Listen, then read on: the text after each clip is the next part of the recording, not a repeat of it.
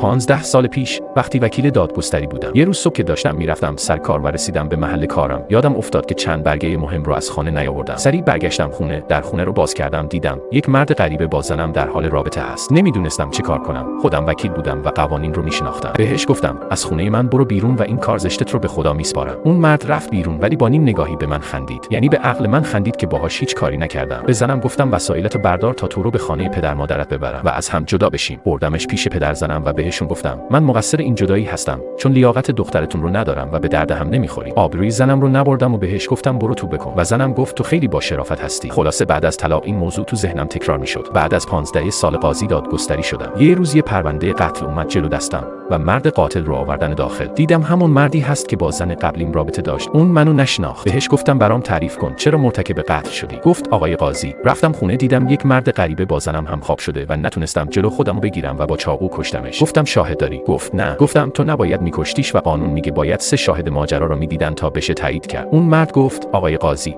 اگر این اتفاق برای شما میافتاد اون مرد رو نمیکشتی. گفتم در چند سال گذشته همچین مورد مشابهی دیدم. مرد قاتل فهمید و یادش اومد این همون وکیل هست و مرد قاضی گفت من اون روز کار تو را به خدا سپردم و طبق قانون با خودکارم حکم اعدامت رو صادر میکنم. دوست من یادت باشه به هر در خانه‌ای بزنی فردا در خانه‌ات رو میزنن. دوستی و ارتباط با زن شوهردار قابل توجیه و افتخاری نداره.